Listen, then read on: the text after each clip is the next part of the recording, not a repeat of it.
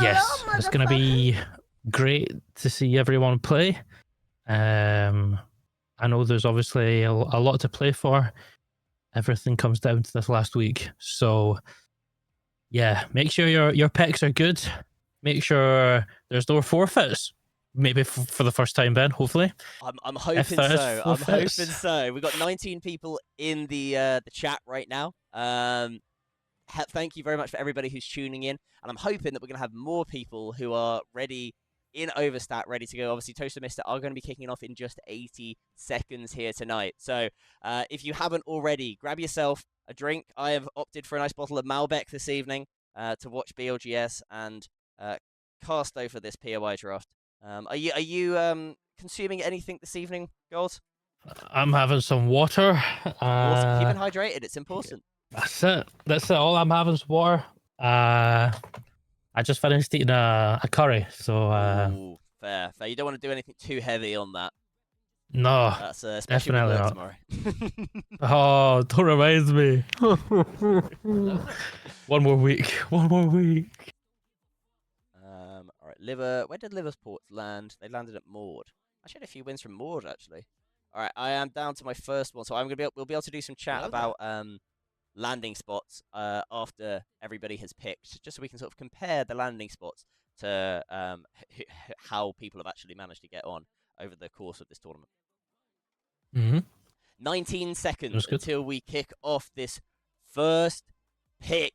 Toast and Mister, where are they going to pick? Are they going to be going over to World's Edge, or are they going to be going over to Storm Point? That is the question. What we're going to do is we're going to pull this up, BLGS Finals. We're going to chuck it up. There we go, one on each side. We'll have Storm Point on the left. We're going to have World's Edge on the right. Toast and Mister. Round one has started, and they haven't picked yet. Gulp.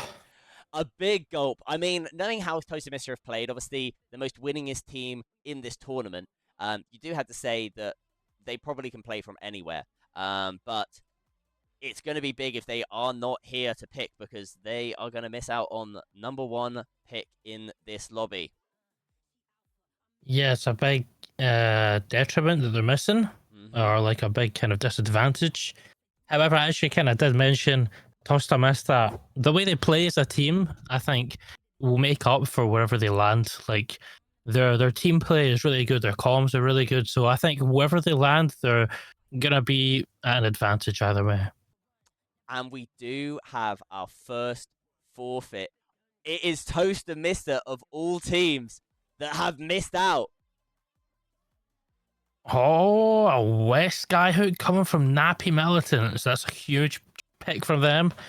One of the best POIs in the game. We see this every week, but it is one of the best POIs in the game. Old Men have knocked him. Now to pick Sentinel. If you're here, pick your POI.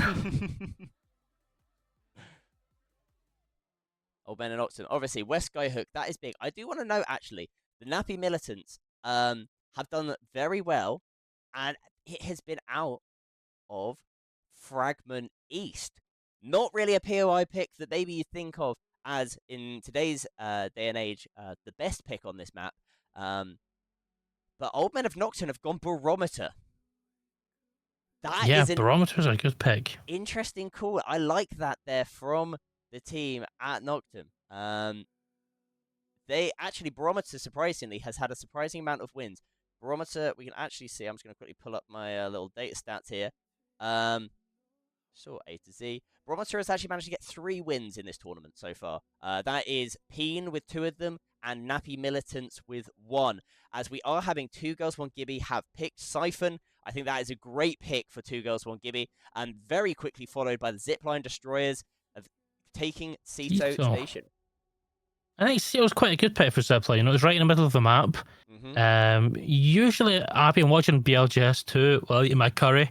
The Storm Point map, it did pull up. I believe, no, it pulled kind of more down, didn't it? Kind of past Ceto kind of area when that Storm Point kind of mapped from. So maybe they were watching BLGS too, Ben, and they seen that and they thought, okay, this is where zones are pulling, and we think we're going to go there. But something I think teams are going to have to take into account for is season split, half split, is on Tuesday night.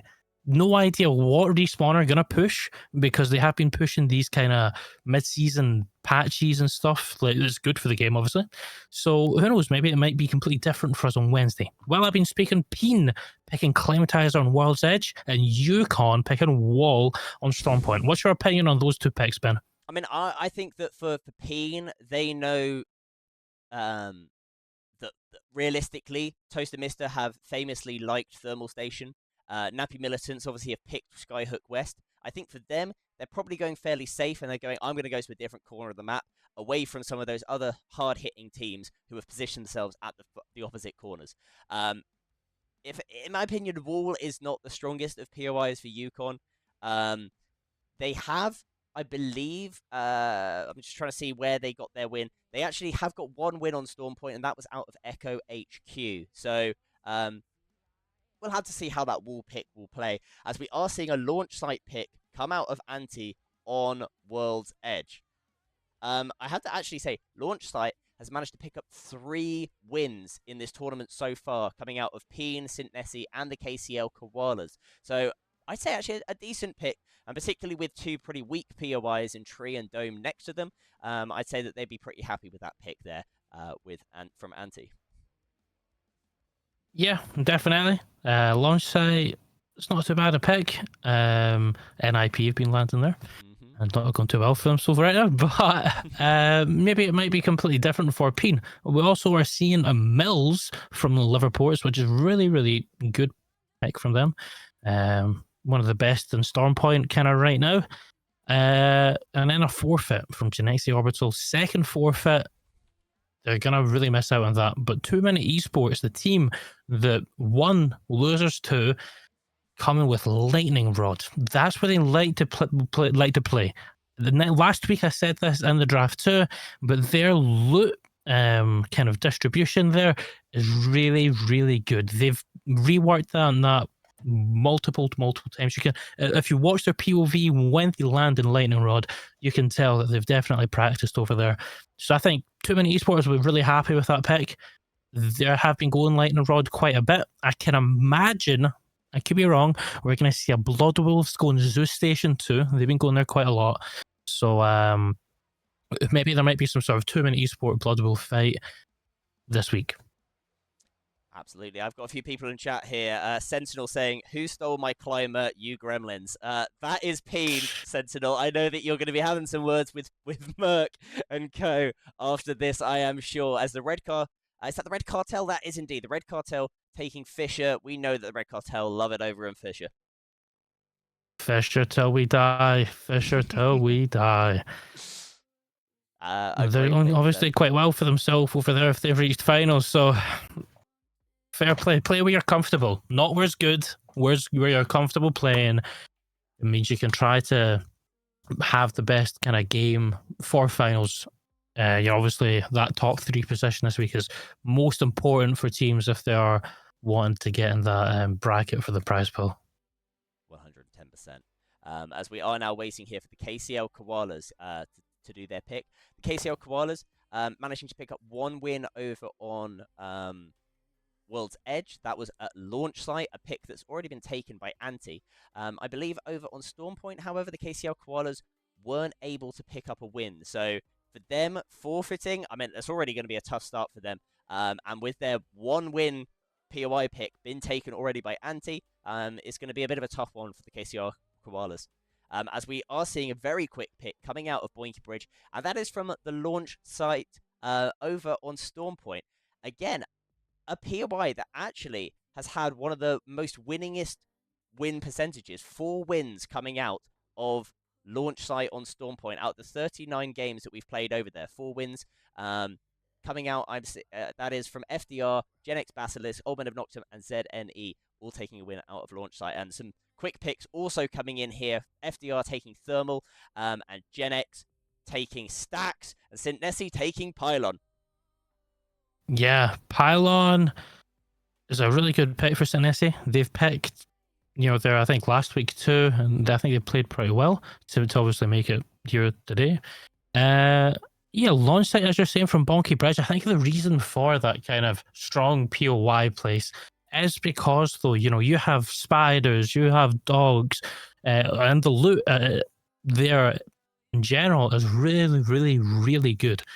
You can kind of rotate pretty well too, depending on what teams are around you and what their play style is. Obviously, that's the case, but the dogs and the spiders usually do kind of work hand in hand together to get that evil up. Usually, sometimes you do get a wee evil cache there, or small evil cache, sorry. If there's no one Scottish here, wee means small.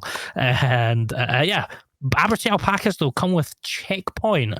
Checkpoint's not a bad pick. Yeah, I don't mind it. I think losers 1 and losers 2, we both seen that kind of checkpoint north pad finish both weeks. So maybe they're kind of relying on that kind of finish one time at least. A Blood Wolf's coming out with a forfeit too. That's unlucky for Blood Wolves. That is indeed.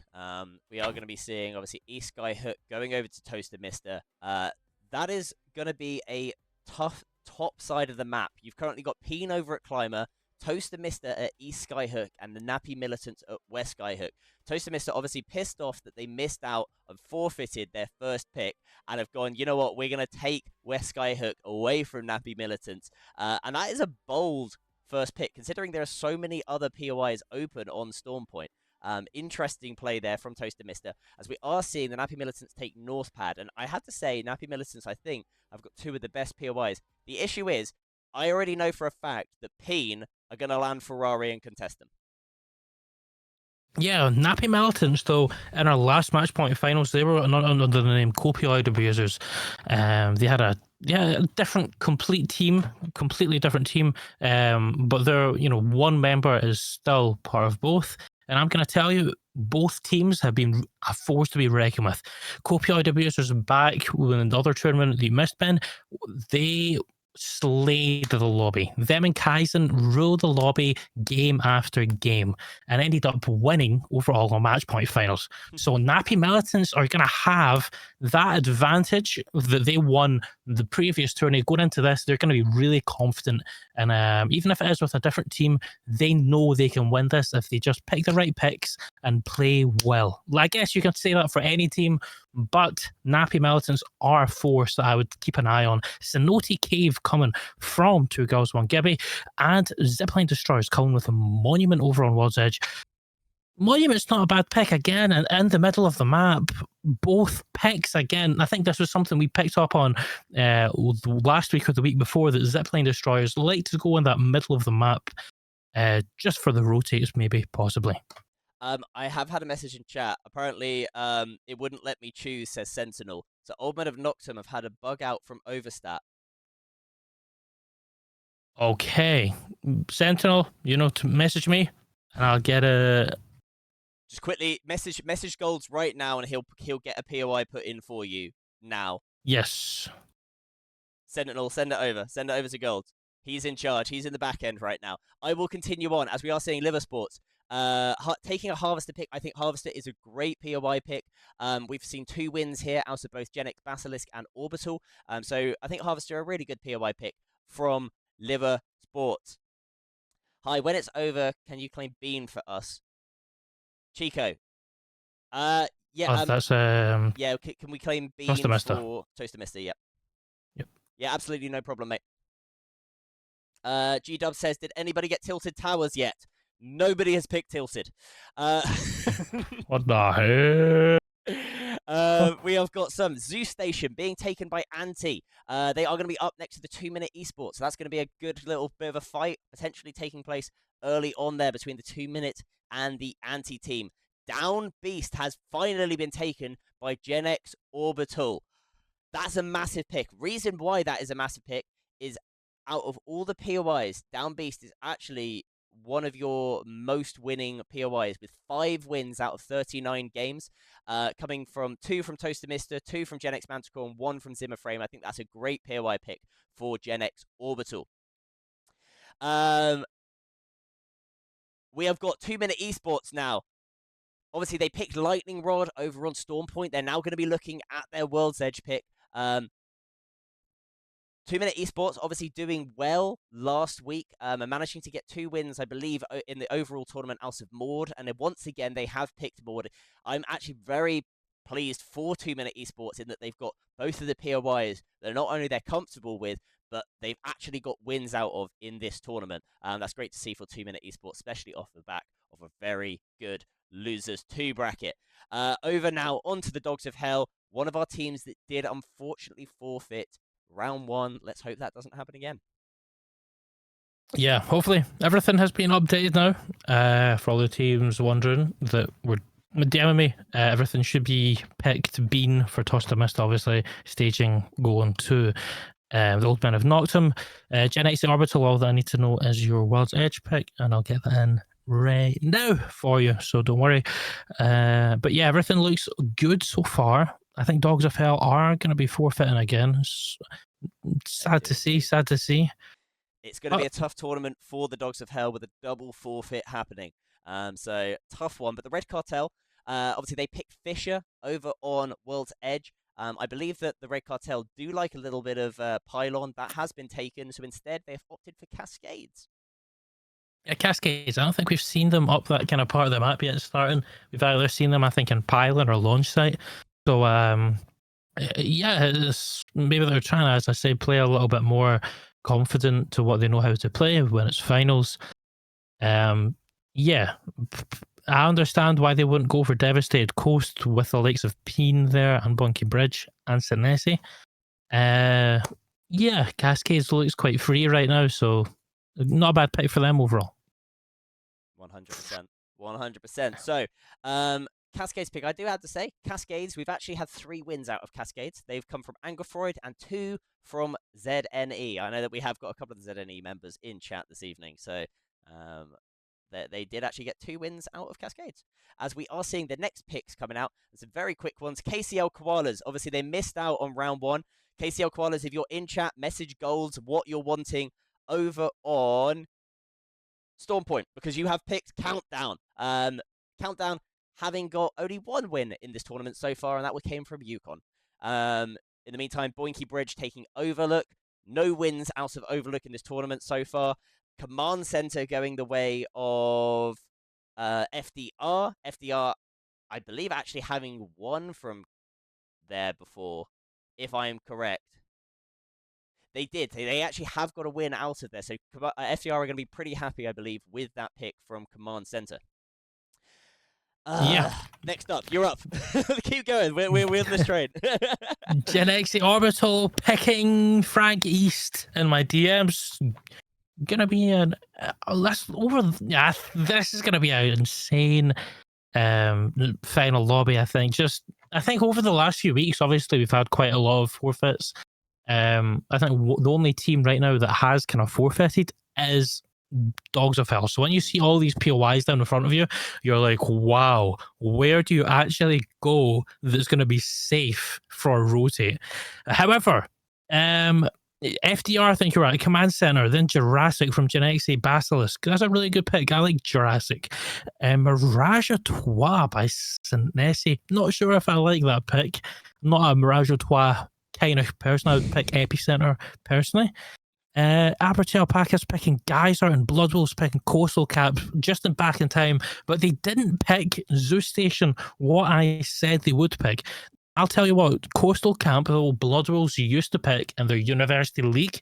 So again, this could be them going back to their comfortable pick to what they know worked for them. We've seen in the last few weeks, Ben, that when they picked up in Zoo Station, or anti-picked Zoo Station anyway, when they picked Zoo Station, they would try to make that rotate down the top of Command Center, which never really worked for them because the team in Lightning Rod, which is 2 Minute Esports in this case, would boost up, and the team who are FDR and Command Center would already be on that height, ready to take the fight to them.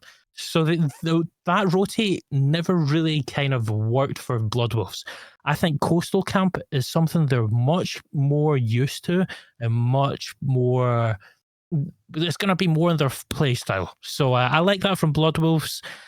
All the teams, maybe besides the Nessie picking Mirage à Trois, I like all the kind of picks there. Cliffside not being picked yet too, but Bloodwolves might pick that.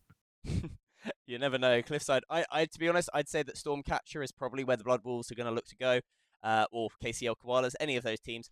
I just want to quickly pull up here the little bit of data that I'd managed to pull together. I haven't made it into a nice spreadsheet. This will come for the finals, I promise. But what we can see from both of these picks here is a prevalence of quite a lot of certain POIs doing well. The big standout has to be Lightning Rod. And who is landing at Lightning Rod? 2-Minute Esports. 8 wins out of 39 games on Storm Point. Lightning Rod is got to be one of the best POIs in this tournament so far, and you could probably say that it has come from 2-Minute Esports winning back-to-back-to-back games on Lightning Rod in the losers 2 bracket, or the fact that Toaster Mister got 2, or the Red Lucis getting 2. But other teams such as Two Girls One Gibby and the Old Men of Noxum have all managed to pick up a win coming from Lightning Rod, and I think that they're going to be pretty happy with that pick. Other standouts obviously has to be the Down Beast, as we mentioned. Did get 5 wins out of Down Beast right now, and yes, I did make a spreadsheet, Alice. Unfortunately, there will be some pretty tables that will come up, I'm sure, for finals. I will get those graphics made.